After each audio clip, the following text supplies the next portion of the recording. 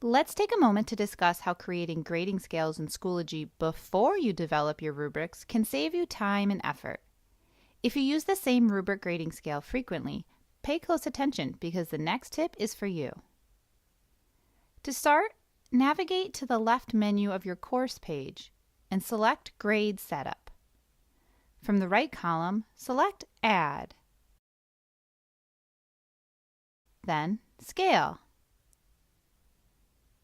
Click on the Points option to build out a point-based scale that can be associated with a rubric. Give your scale a title. Click Add Level to enter in more grade levels. For example, our 4-point scale needs 4 levels. Be sure to add the points in descending order.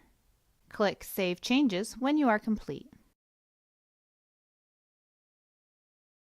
Our next step is going to be creating rubrics, and now that you have a point-based scale in your course, the process is going to go even more quickly. Let's start with a fresh assignment. Remember, rubrics can be used with assignments, discussions, and short answer essay questions inside test quizzes and assessments, but we're going to use another assignment for this example. I'll give this assignment a title, a description, and a due date. You also must include a grading category when you want to use a rubric with your materials. When I open the Scale/Rubric menu, I'll choose the Create New option. This opens the rubric editor. If you'd like to resize the editor, you can do so by clicking and dragging the corner of the window where you see the small gray stripes. As we start to design the rubric, the first step is to give it a title. Every rubric must have a title, and as you think about naming it, consider the fact that you can reuse these rubrics over and over again. So, for example, I plan on using these rubrics every week for the chapter questions the students need to complete. So instead of labeling it Chapter 2 rubric, I will label it Chapter Questions.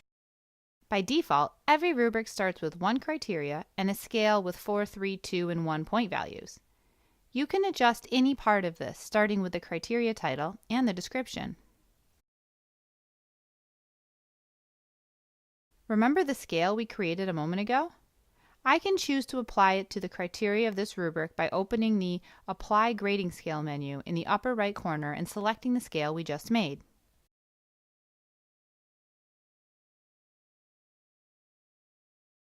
I'll create a criteria called Formatting. Below, I will describe what I expect from the students. This can be typed in or copied and pasted. Even though I applied a scale, I can still edit the description if custom information is needed. Maybe 4 points is too many to award for this specific criteria, so I will delete a cell by hovering near the top and selecting the subtract symbol.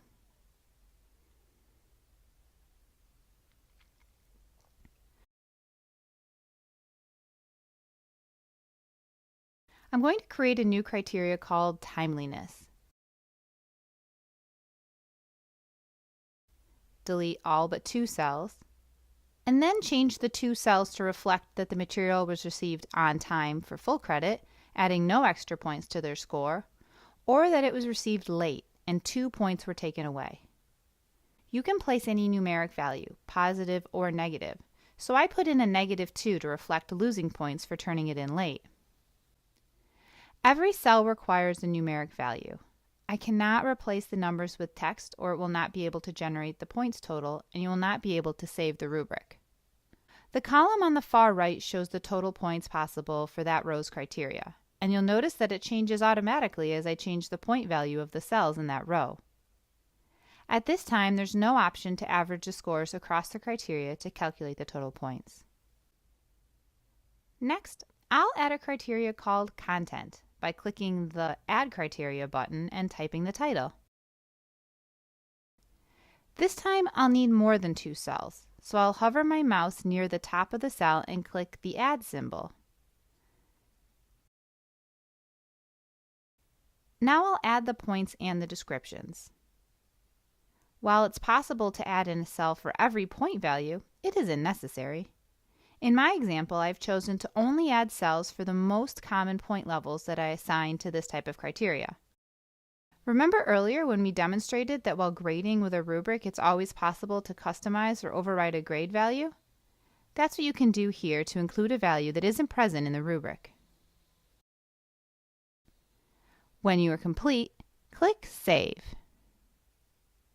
If you should ever want to edit a rubric after it's been created, you can do so by navigating to the Grade Setup tab and select Rubrics from the right column menu.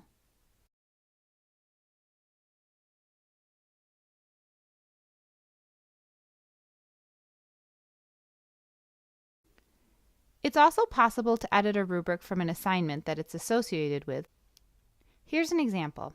Let's say we've been using the chapter question rubric for grading weekly assignments. However, midway through the marking period, I decide I want to eliminate one of the criteria. If I open this existing rubric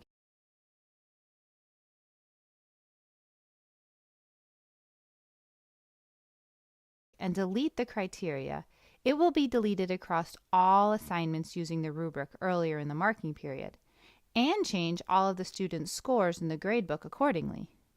Therefore, it is oftentimes a better practice to create a new rubric containing updated grading policy and associate it with materials going forward. If you don't want to change the rubric for materials graded in the past, first save the rubric to your resources.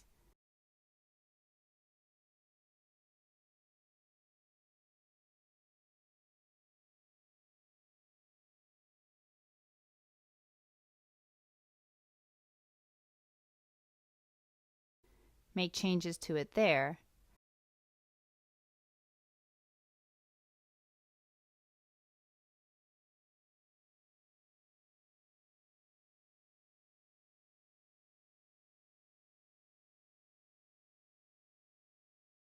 then pull it back into the course with a new name and use it with new materials.